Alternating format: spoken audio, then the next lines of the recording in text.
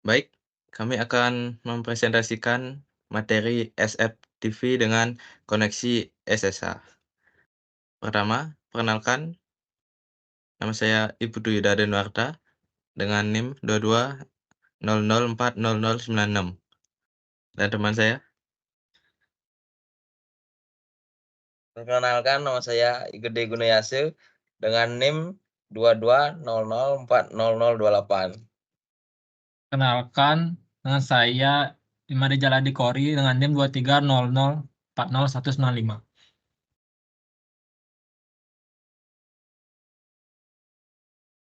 Yang pertama, latar belakang. SFTP yaitu Secure File Transfer Protocol adalah protokol yang digunakan untuk mengirimkan file melalui jaringan secara aman. Protokol ini menggunakan koneksi SSH yaitu Secure Shell untuk enkripsi dan autentikasi, sehingga saat menggunakan protokol SFTP, data yang dikirimkan melalui jaringan dienkripsi sehingga sulit bagi pihak yang tidak berwenang untuk mengakses atau membaca data tersebut. Selain itu, SFTP memerlukan menggunakan pengguna untuk memiliki kredensial SSH.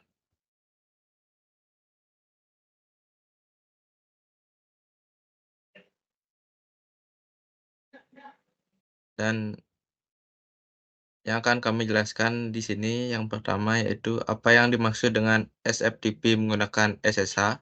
Yang kedua, bagaimana contoh konfigurasi dari server dan klien di sistem operasi Linux dan Windows.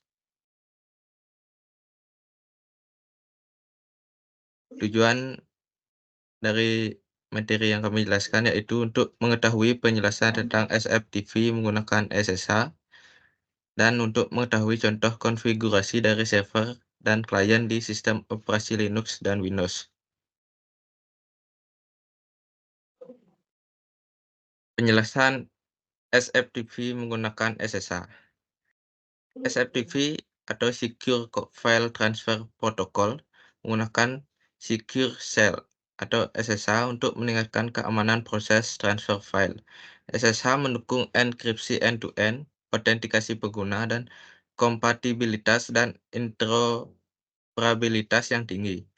SFTP menggunakan SSH untuk mengautentikasi dan membuat koneksi aman dan mendukung fitur seperti enkripsi data, autentikasi pengguna, dan mekanisme kompresi bawaan untuk mempermudah transfer file. Dengan SSH, SFTP dapat menjamin keamanan yang tinggi, sehingga data yang dikirimkan antara klien dan server selalu terenkripsi dan tidak dapat dibaca atau diakses oleh pihak yang tidak berwenang. Untuk menggunakan SFTP menggunakan SSH, kita dapat menggunakan aplikasi seperti FileZilla yang didukung oleh SFTP secara default. Kita dapat mengatur koneksi SFTP dengan menambahkan kunci SSH pada aplikasi FileZilla dan kemudian mengatur konfigurasi koneksi SFTP sesuai kebutuhan kita. Dan untuk konfigurasi menggunakan Linux akan dijelaskan oleh teman saya. Baik, di sini saya akan melanjutkan paparan dari teman saya, yaitu contoh konfigurasi dari server dan klien di sistem operasi Linux.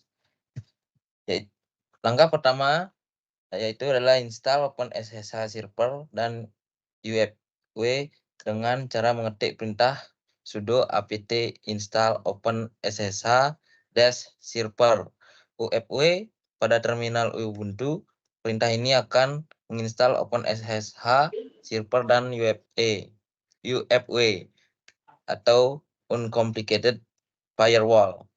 SSHD atau OpenSSH Daemon untuk server adalah program daemon untuk klien SSH. Ini adalah server SSH sumber terbuka dan gratis.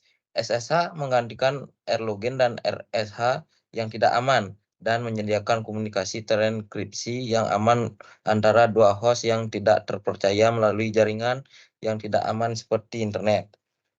UFW merupakan salah satu fitur front-end executables pada Ubuntu yang dapat digunakan untuk melakukan konfigurasi sistem firewall. UFW berfungsi untuk menyaring data dan membuat aturan data yang boleh masuk atau keluar dari sebuah sistem komputer. Next. Langkah kedua, tunggu sampai proses instalasi berakhir. Setelah itu, langkah selanjutnya mengecek status service SSHD atau OpenSSH server, apakah sudah aktif atau belum. Terlebih dahulu dengan mengetik perintah sudo service SSHD status pada terminal. Dapat terlihat pada gambar, terdapat tulisan aktif atau running yang berwarna hijau itu bertanda service SSHD Open SSH server sudah aktif. Setelah itu kemudian kita perlu mengecek status firewall dengan mengetik perintah sudo service UFW status pada terminal. Pada gambar pada sebelah kiri terdapat tulisan aktif atau excited, itu bertanda service firewall atau UFA sudah aktif. Langkah selanjutnya yaitu menambahkan port 22 untuk SSH menggunakan UFW dengan cara mengetik perintah sudo UFW allow SSH pada terminal. Next. Setelah itu kita cek status UFW dengan mengetik perintah sudo UFW status pada terminal dan akan muncul status inaktif. Jadi kita harus mengaktifkannya dengan cara mengetik perintah sudo UFW enable pada terminal. Setelah itu bisa kembali mengecek UFW status. Langkah selanjutnya yaitu kita scan port localhost dengan nmap dan SSH sudah aktif dengan mengetik perintah nmap localhost pada terminal. Setelah itu, langkah selanjutnya mengecek IP address komputer yang digunakan pada kasus ini. Didapati IP-nya adalah 10.0.2.15. Setelah kita mendapatkan IP address pada komputer, kita selanjutnya yaitu mengecek SSH apakah sudah aktif pada IP tersebut. Dilihat pada gambar tersebut didapati port 22 OpenSSH yang menandakan SSH sudah aktif. Setelah itu langkah selanjutnya yaitu konfigurasi klien SSH menggunakan perintah sudo apt install. Proses selesai dan tekan yes.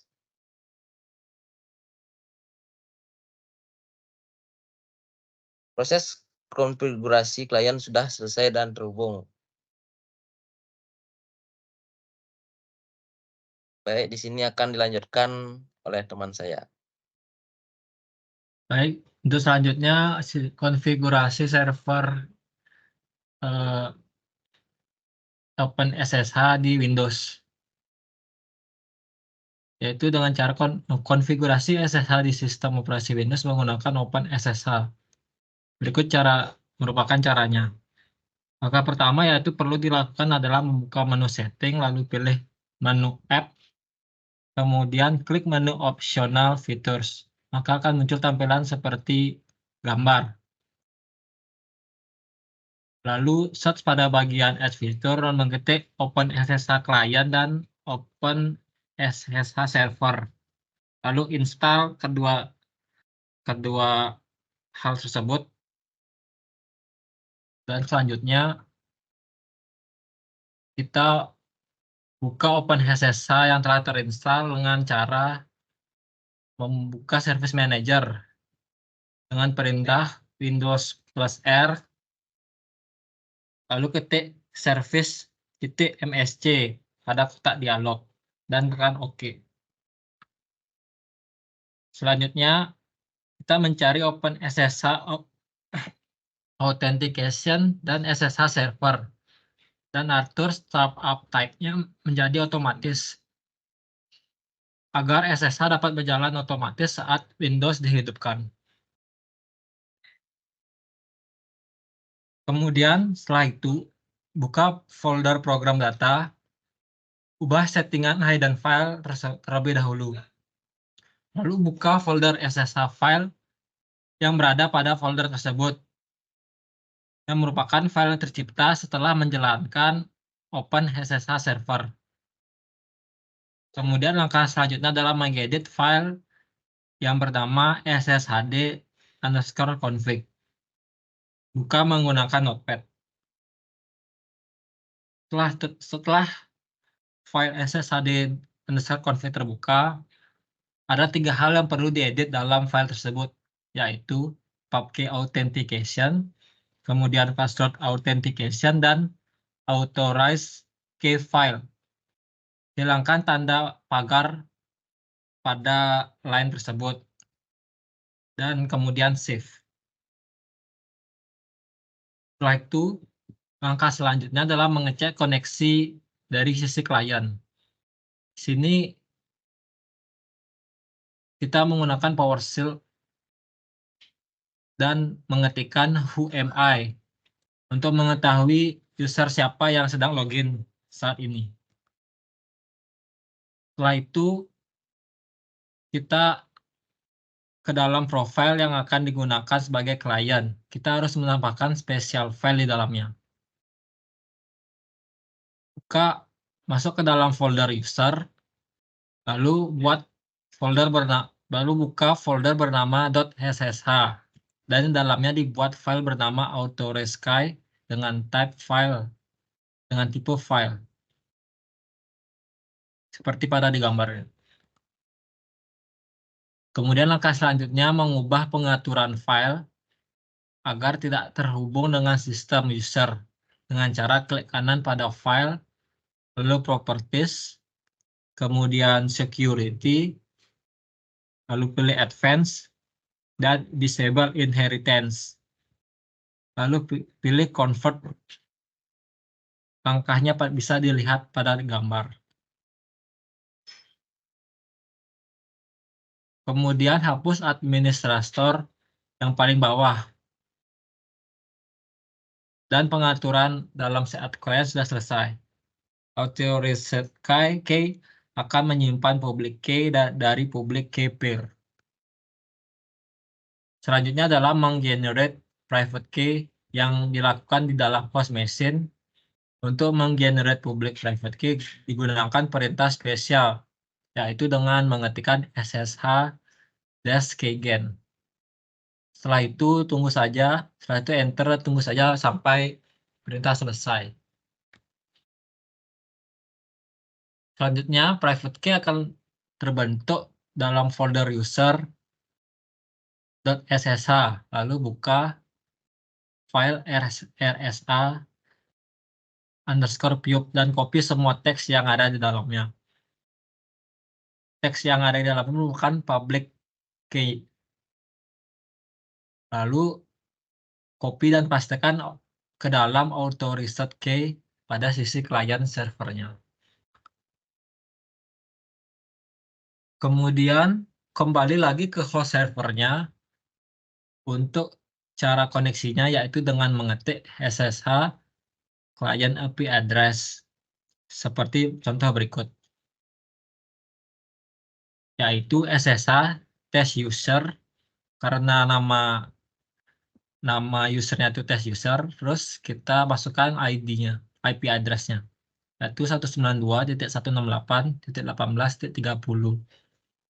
Dengan lokasi filenya itu di cuser_jalat.ssh/id.rsa. Kemudian akan muncul key fingerprint. Langsung tekan ya saja. Dan SSH sudah berhasil terkoneksi dengan test user. Terlihat pada gambar seperti berikut.